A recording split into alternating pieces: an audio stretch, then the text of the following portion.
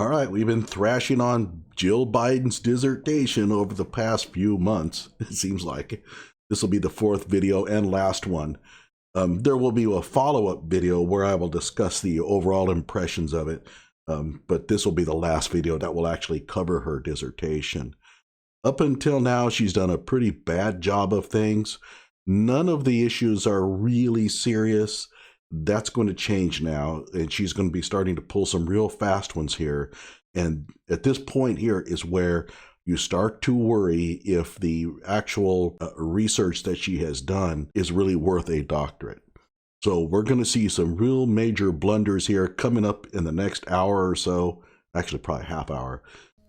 Hello out there. I am trying to get through. With his powerful brainwaves cradled in the warmth of reasoning, it's time for Johnny Walker Dread to straighten you out on a thing or two. Emanating all the way from exciting Las Vegas, Oklahoma, it's the Johnny Walker Dread Show. All right, so here we have her conclusion, and it's kind of odd because she hasn't described how she conducted the actual experiment or research or study, whatever you want to call it yet. The methodology section is coming up, so this is really a strange placement of this, at least as far as I know. But at any rate, let's go ahead and read this because I marvel at the vacuousness of this entire passage here, this entire conclusion. It says here, student retention issues are clearly defined in the literature. Because, and no citations, by the way, because community colleges are educational institutions. The most important focus must center on the academic success of the students. And notice that no one's going to disagree with that trite saying. I mean, it's garbage. It's nothing. I mean, you can sit down and just write this stuff. Just continue on. Student retention experts offer a clear and concise framework for what needs to be accomplished in students' first year of college. A positive, informative orientation is the first step in connecting students with their institutions. So one solution for the retention problem that she's identified is having a really good student orientation. Who's going to disagree with that? Nobody. Let's move on. The positive experience continues as advisors meet and connect with students and create personal relationships. As the school year commences, students should be paired with mentors with whom they feel comfortable. The mentor then becomes responsible for helping students with academic, social, and emotional hurdles throughout their college years. Okay, and this is where people come up with this idea of, well, every student should be paired with a mentor. All right, so let's think about this. Why do students drop out of college? One, financial. They don't have the money for it. Mentor can't do anything about that. Number two, they have job difficulties. The job won't let them take time off or whatever. Mentor can't do anything about that. And in fact, if you go through the list of reasons why that students leave college, mentors can do very little about any of them. And let's take a look at these in succession. First of all, helping students with academic hurdles. Well, yeah, maybe for that particular mentor's own class, but I don't think a history teacher is going to be able to help a physics student much. I mean, there's only so much a person can do. And really, what that student needs is a tutor, another student who's better and can actually help that student. It's not the mentor. The faculty mentor is not going to be able to help a student with academic struggles.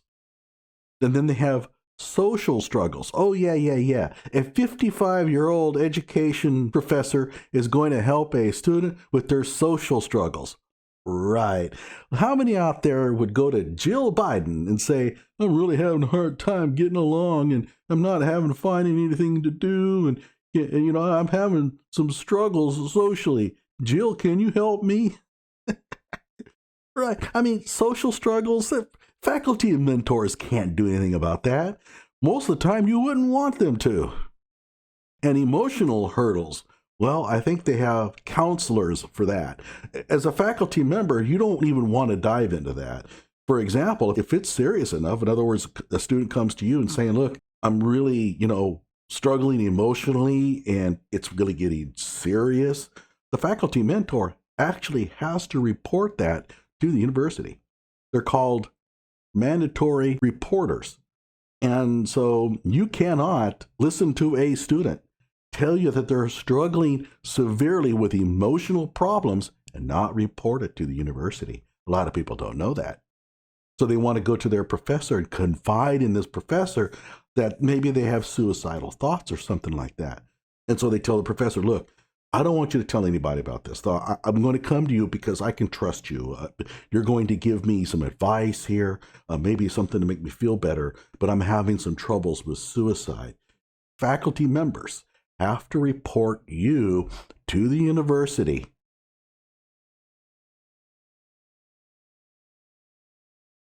Okay, but this is not the worst of it. The methodology is coming up, and here's where she really screws up.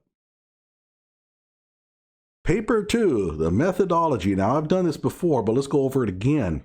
In order to address student retention, several methodologies were used to measure the needs of pre-tech students. Several methodologies. One, really, surveys. Okay, here we go. 2 surveys were administered to pre-tech writing and pre-tech reading classes, and it is inexcusable not to mention who was teaching those courses. Keep in mind, to do a study like this, you have to go through what they call IRB, Institutional Review Boards, because these are studies involving human subjects. And there are protocols to protect students during these actual studies. And who is actually teaching the courses that are actually going to be a part of the study is really important. And you need to identify that. The answer really is probably your own students. These are probably 2 classes that she taught herself. The students are captive audiences that can't go anywhere. But at any rate, we have a real issue here. She has not identified who was actually the teacher of record. And that's one for which this study should have been rejected outright. I mean, when I say rejected, I mean she has to go back and include that information or I'm not passing it. So we move on here. In addition, a 3rd survey on retention was given to all teaching faculty, while a slightly different version was given to counselors. Okay, fine. Full-time English faculty of pre-tech students participated in a group discussion on the problem of student retention for that particular group of students. And that discussion couldn't have lasted more than half an hour. I mean, you get the faculty together and you say, well, what could we do to keep them here longer? And, some people will chime in and, we'll get. And I'm sure that Jill Biden was writing all this down. That's not really research. I mean, come on. But that's what she did. Again, we're looking at half hour. Then 11 full-time English faculty participated in a discussion on the ongoing development of the Writing Center. And right now you're starting to think, well, wait a minute, why the Writing Center? This is supposed to be a study to determine which are the best strategies to keep students enrolled. Well, this is one of the serious problems with this study. She identifies at the outset what she thinks the college should do. We're going to see that coming up here in a moment, and then builds her case around it. She got her degree in English, right? So she's into English. To her, the Writing Center is one of those things that you got to have. And so she's going to now consult with the faculty about the Writing Center. And keep in mind, who's she going to ask? Not just any professors. She's going to ask English professors. And you know why? And gee, I wonder why. Well, if you're looking for support for a Writing Center, you're going to get it from English professors. Why else would you do just English professors? That makes no sense.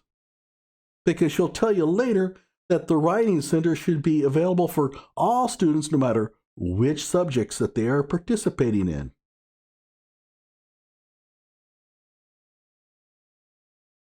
But when she goes to get data about the Writing Center, she turns only to the English faculty. She can't fool me. I know what the hell she's doing. It's almost as if I was sitting next to her going through this study. It's so obvious how she concocted this thing. Okay, and then she goes on 2 pre-tech students who dropped out of Delaware Tech gave their views on student retention and student interviews. And the first question that comes to my mind is, why only 2? I mean, a sample size of 2 is worthless, really, okay? And you might be wondering, well, so why were there only 2? I'll tell you, these are 2 students she probably bumped into at the grocery store. She's going to write her dissertation on retention, and the person who's taken her money is a person that was in her class, right, who dropped out. And so right now, the next thing is, well, why did you drop out? Well, I was having trouble with finances and stuff. Ooh, this can be put into my dissertation. So she probably whipped out a notebook and took down some notes. Okay. Or she might have said, well, look, can I have your phone number? I'd like to call you sometime and talk a little bit more about this. And maybe some of the students said no, but she got a couple to say sure. All right. So this wasn't a case where she went to the university and said, look, I need a data dump of all of the students who have dropped out and their phone numbers. And by the way, you can do that, but it's risky. You have to go through IRB again, Institutional Review Board, and they have very strict protocols for doing that kind of thing. But at any rate, she could have called all the students who dropped out, and she would have probably had 70, 80, maybe 100 or 200 to interview. She only ended up with 2. She didn't do that. She bumped into these people walking downtown. It's a small little town. It's only a matter of time before she's going to run into some of her former students. Again, it's like I was there. And then she goes on. 2 other community colleges, Salem Community College in New Jersey and Cecil County Community College, Maryland, were contacted and asked to provide statistics regarding student retention for a basis of comparison. You say for a basis of comparison. Full-time English faculty were asked to record the number of students in their classes at the beginning and end of each semester since fall 2002. And again, you wonder, why English? Those numbers are reported with a particular note made of pre-tech reading and pre-tech writing student retention percentages. Finally, a noted retention specialist, Dr. Vincent Tinto of Syracuse University, was interviewed by phone. Okay, so what's the entirety of all this? How much effort did she really expend? Almost none.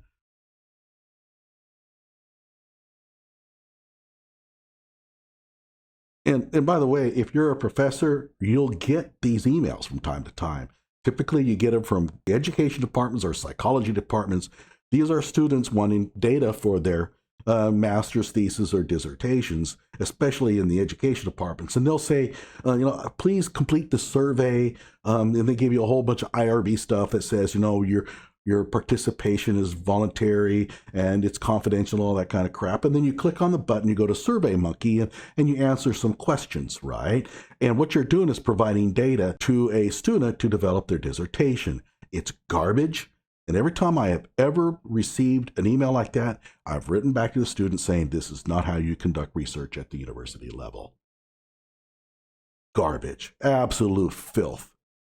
If you want to study a particular topic, you have to expend the effort to bend over backwards to make sure that your results are meaningful. That's what Richard Feynman said. Richard Feynman was asked in a commencement at Caltech, what is the scientific method? And he basically said it's bending over backwards to make sure that your results really mean things. And she's not doing it here. Everything was done on the easy scale. And then she held a group discussion with faculty, again, maybe an hour. And then she interviewed a couple of students, probably at the local grocery store. And she did receive some data from a couple of other community colleges. Okay, that's actually not bad. I mean, if there was anything in here that looks at least a little bit rigorous, it would be that. Okay, now she's talking about the survey. And she says, this survey is included because the data is represented within the instrument rather than represented in tables. It seemed more informative presented within the text. In other words, you were too lazy to develop tables. Because you can do both. I mean, and in fact, doing both is the standard way of doing stuff. You present the tables, and then in the actual text, you go through those results, right? It's very standard, but it takes time. And normally you do that in doctorates because you're trying to pad them anyway. You're trying to make them really big to impress your friends. She was so lazy, she didn't even bother doing that. So rather than typesetting tables, she just basically plastered the data in them. Okay, so we'll scroll on down. And you'll notice here a few questions. Have you ever used the Writing Center?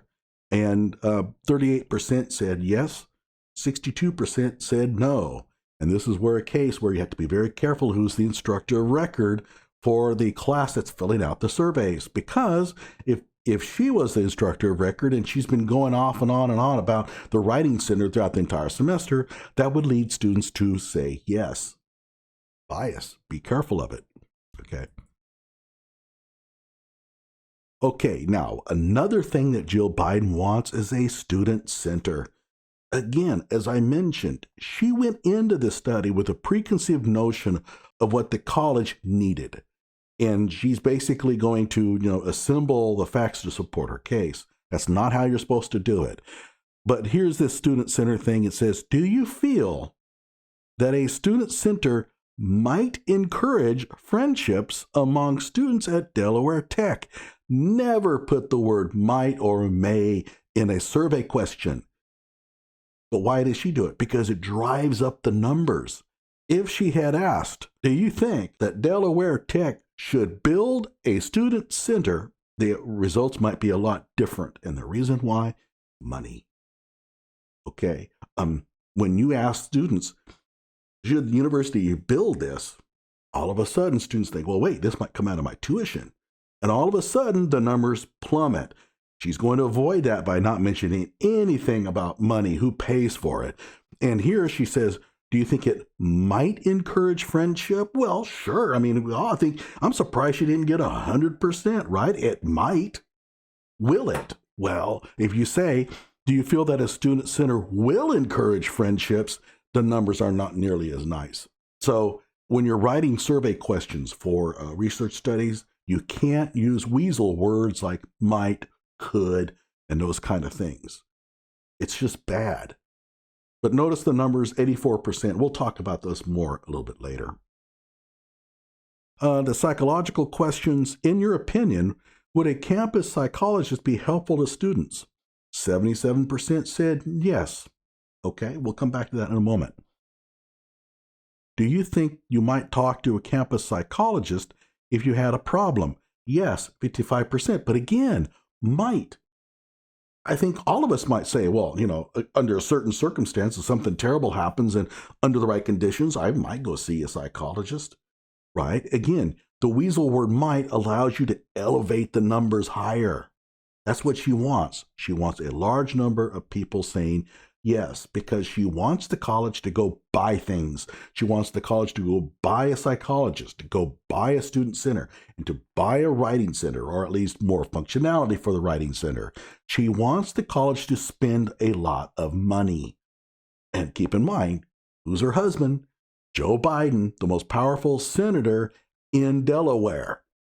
There's a connection there. And here's another terrible question. Would a wellness center be something you would like to see on campus? What the hell kind of question is that? First of all, this is supposed to be a technical paper. See means vision. It means the actual visual observation of the writing center. That's not an appropriate way to frame this. And you would like to see? I mean, if you want to ask students, do you think the college should build a wellness center? Ask it. The numbers are not going to be nearly as high. Again, once you put money to it, you tend to lose a lot of support. But when I read this, would a wellness center be something you would like to see on campus? Terrible, terrible writing. Do you think you would use the wellness center? 63% said yes. This is a better question. I don't trust the answer, though. I can guarantee you that if you go to any college, the percentages of students who actually use a wellness center is probably like 10%, 15%. It is not 63%. Here, do you think you would use the wellness center? The students don't really know because they're not sure what's going to be coming down the pike, right? They don't know if they're going to be using the wellness center or not. Maybe they will, maybe they won't. So asking a large number of students, do you think you will use it, is worthless. And we know it's worthless because there isn't a college in the United States where 63% of the students use the wellness center. No way. The wellness centers, 63% of those students using the wellness center would swap the wellness center's capabilities, which basically comprises, like a couple of students working there at the front desk and maybe a counselor. So I'm sorry. When students say that they would use the wellness center, they don't know for sure at all. This is the emperor knows fallacy, and it's a really bad example of it, or a good example.